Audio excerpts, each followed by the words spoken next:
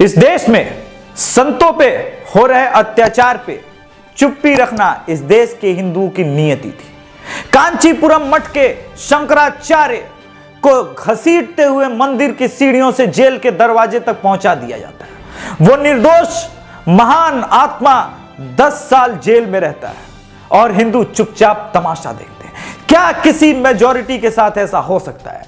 किंतु उसके बाद एक पत्रकार आता है, उसका नाम अर्नब गोस्वामी है। वो कहता है कि संतों पे हो रहे अत्याचार के खिलाफ मैं चुप नहीं बैठूंगा। सत्ता में बैठे हुए लोगों से वो लड़ाई लेता है और जो जेल जाता है वो सिर्फ एक पत्रकार था, किंतु जेल से बाहर निकल के जब अर्नब आता है तो वो नेशनल हीरो बन चुका है। नमस्कार दोस्तों, मेरा नाम है अभिषेक तिवारी और आप देख रहे हैं द अभिषेक तिवारी शो।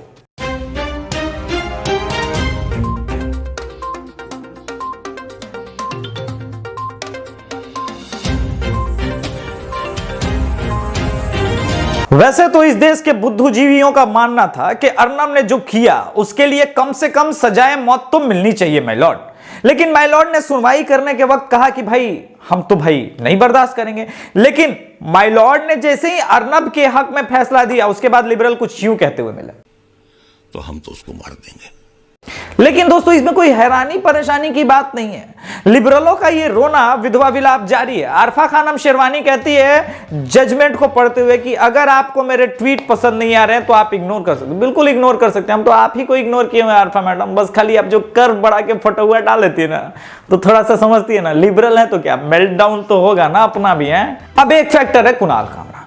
कुणाल कामरा ने क्या सुप्रीम कोर्ट के जजमेंट की अवमानना की है? मेरे ख्याल से की है, इस वजह से कि सुप्रीम कोर्ट के ये जज जो हैं ये अभिव्यक्ति की आजादी के पक्षधर हैं। आप खुद कुणाल कामरा के ट्वीट देखिए इसी जज के बारे में जब वो कर्नाटक के लेकर के जजमेंट देते हैं। पर चूंकि अर्नब गोस्वामी के साथ पर्सनल, एक तो पहले ही अर्नब गोस्वामी ने इसके चिड़िया उड़ पे भी पाबंदी लगवा दी थी, आपको याद होगा वो फ्लाइट वाला केस है। उसके बाद तमाम एयरलाइंस वालों ने कहा कि कुणाल कामरा प्लेन में चढ़ना तो दूर, तुम अब चिड़िया उड़ भी नहीं खेल पाओगे। इसको लेकर के कुणाल कामरा का पर्सनल ईगो जो है हर्ट हुआ था।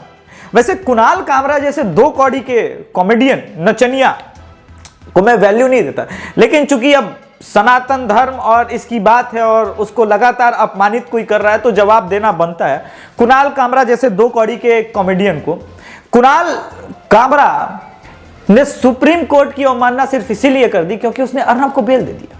सनातन धर्म को कास्ट में बांट करके ब्रेक करने की साजिश भी तो देश को तोड़ने की साजिश मानी जा सकती है। इसमें माहिर आरफा खानम शेरवानी और कुणाल कामरा काफी माहिर है। लेकिन गौतम नवलखा की बात कर लेते हैं। गौतम नवलखा एक अर्बन नक्सल जिहादी जो कश्मीर में रेफरेंडम की बात करता था। यही नहीं, उसने कहा कि भाई इस देश में माओसिस्ट को हथियार कभी नहीं छोड़ने चाहिए, और हथियार अगर नहीं छोड़ने चाहिए तो यह सवाल मैं आपसे पूछता हूं जो चैंपियंस ऑफ लिबरल हैं, सेकुलर हैं, कि अगर माओसिस्ट देश में हथियार उठाते हैं तो किसको मार रहे हैं? इस देश के निवासियों को, इस देश के जवानों को।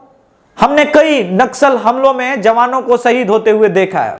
तो गौतम नवलखा ये कह रहा है कि भाई रेडिकुलस, आप हथियार नहीं छोड़ सकते, आप चुनाव मत लड़िए, आप हथियार उठाइए। हथियार किसके खिलाफ उठाइए? इस देश के जवानों के खिलाफ। ये देशद्रोह नहीं है, ये अभिव्यक्ति की आजादी मानी जाएगी।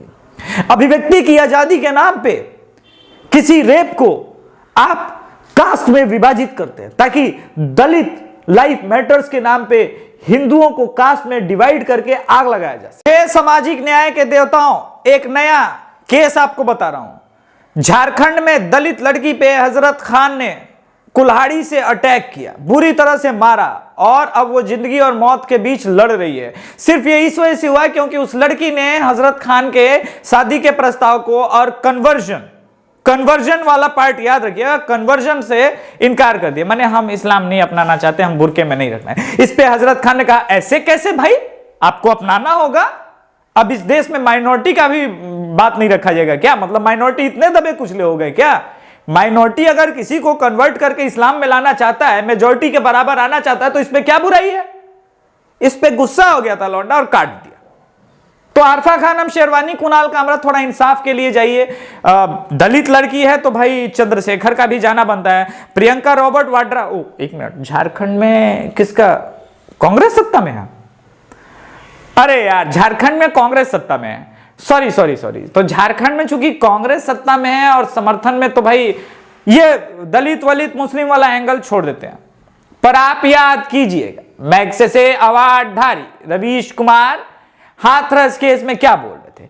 क्या उस सवर्ण लड़के ने जब रेप किया था दलित बच्ची का, तो उसके अंदर यह मानसिकता थी कि मैं सवर्ण हूं, वो दलित, वो सवर्ण होने का अहंकार दिखा रहा था। इसको रिवर्स ऑर्डर में ले रवीश जी।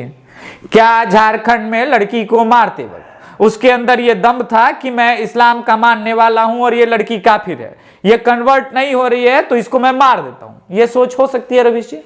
या सेकुलरिज्म के खिलाफ मैं कुछ बोल रहा हूं? आप समझ लीजिए, डिसाइड कर लीजिएगा। डिसाइड करने के बाद ही आपके पास पूरा टाइम है। चैंपियंस ऑफ कॉमेडी, एक मिनट, ये कॉमेडी नहीं है, लिबरल कॉमेडियन नहीं होते, वो सीरियस कॉमेडी करते हैं, और सीरियस कॉमेडी को स्क्रिप्ट राइटिंग में इस तरह से आप नहीं बोल सकते। तो चैंपियंस जो है वो लिबरल अर्नब की आजादी नहीं चाहते थे, वो चाहते थे कम से कम अर्नब को फांसी हो।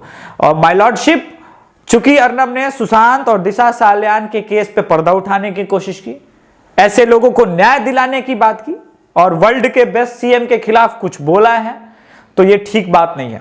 परमवीर सिंह जिसने साध्वी प्रज्ञा ठाकुर पे अत्याचार किए, परमवीर सिंह जिसने साध्वी प्रज्ञा ठाकुर पे लगातार अत्याचार किए, साध्वी प्रज्ञा ठाकुर को रिपब्लिक ने मंच प्रोवाइड कराया, और जो परमवीर सिंह पे एलिगेशंस लगाया वो बहुत सीरियस है, उनकी जांच होनी चाहिए। ऐसे में चूंकि ये सारी चीजें अर्नब दिखा रहा था, तो कम से कम फांसी बननी चाहिए। ये बात और है कि अफजल हम शर्मिंदा हैं, तेरे कातिल जिंदा है, ये लिबरल्स नारा लगाते हैं, और ऐसे नारे लगाने वालों के साथ खड़े रहते हैं। उमर खालिद की मैं बात नहीं कर रहा हूं, सिर्फ उमर खालिद थोड़ी ना है इसमें, शहला बीबी भी है यार, come on, how can you ignore Shahla Bibi? Anyways, अगर आप इग्नोर करना चाहते हैं तो कर दीजिए, पर आप देख लीजिएगा भैया, आप अपने रिस्क पे इग्नोर कीजिएगा, लेकिन रात के 12 बजे कोर्ट खुलवाने वाले लोग याकूब मेमन के लिए, अब याकूब मेमन ने शांति दूत हो करके 250 लोगों को मार दिया, तो उसके लिए आप फांसी नहीं ना दे सकते। एक तो वो शांति का दूत है, दूसरी बात वो माइनॉरिटी है। अगर इस तरह से आप माइनॉरिटी वालों को उनके छोटे छोटे क्राइम के लिए, छोटा ही क्राइम माना जाएगा, छोटे छोटे क्राइम के लिए फांसी पे लटकाने लगे, तो और माइनॉरिटी कम होता जाएगा।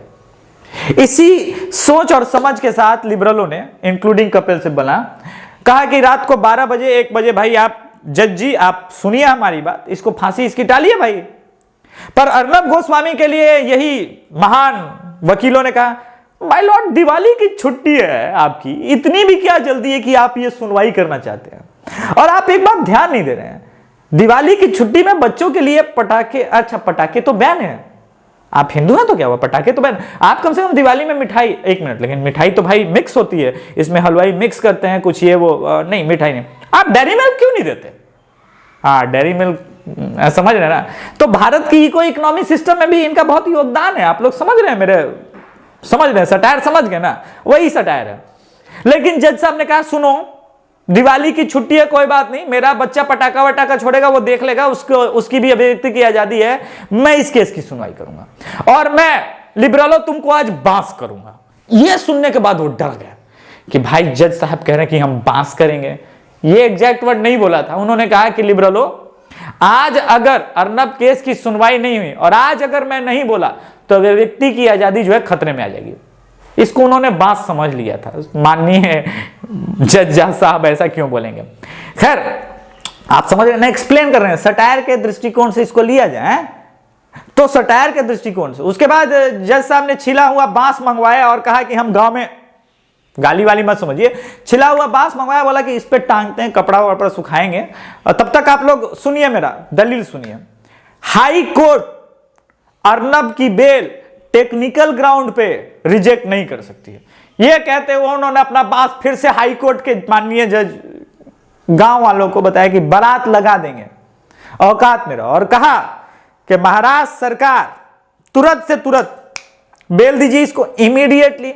इसके बाद तो अर्नब जेल से बाहर आया, वंदे मातरम के नारे लगाए, एक कम्युनल नारा, इसीलिए उसको फांसी देने की मांग हो रही थी। भाई कम्युनल नारा, वंदे मातरम, भारत माता की जय, जेल से बाहर आकर के लौंडा लगाएगा, इस देश की कम्युनल हार्मोनी, सेकुलर हार्मोनी का क्या होगा भाई?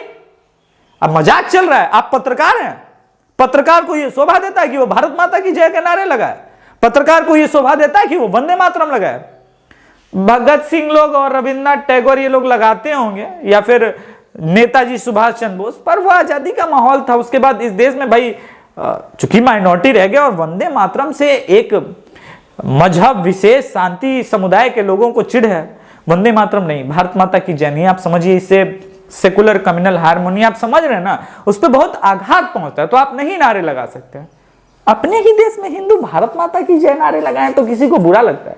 भाई सिर्फ बुरा नहीं लगता, आप ट्वीट इग्नोर की बात कर रही हैं अरफा खानम शेरवानी, आप कार्टून इग्नोर नहीं कर पाती। आपके समुदाय के लोगों गला काट दे रहे हैं। भाई एक मिनट, ये क्यों इग्नोर करें? ये माइनॉरिटी में है, ये सेकुलर है, ये कोई इग्नोर नहीं करेंगे। हिंदू चुपचाप इग्नोर कीजिए। आपके कांचीपुरम मठ के जो है शंकराचार्य जी हों, उनको लात से मारा जाए, जूतों से मारा जाए, घसीटते हुए मंदिर की सीढ़ियों से जेल में रखा जाए 10 साल और उसके बाद वो बाहर निकल जाए, कोई केस ना बने, कोई प्रूफ ना हो, तो आप इग्नोर कीजिए इसको। आपके संतों के साथ अत्याचार हुआ तो क्या हुआ? आप पालघर के बारे में सोच रहे हैं, सिर्फ पालघर उदाहरण थोड़े ना है, आपके संतों के साथ न जाने। आज बाल दिवस भी है भाई। अरे बाल दिवस माने नेहरू का दिवस ही हाल होगा क्या? गुरु गोविंद सिंह जी के बच्चों ने भी बलिदान दिया इस देश के लिए, थोड़ा उनको याद कर लीजिए। बाकी जिनको वीडियो अच्छा लगा हो वो जय श्री राम का कमेंट बॉक्स में नारा लगाइए। ये चैनल एक कम्युनल चैनल है, यहां वंदे मातरम जय श्री राम का नारा लगेगा, जिसको जो उखाड़ना है उखाड़ ले। हैं? जय श्री राम।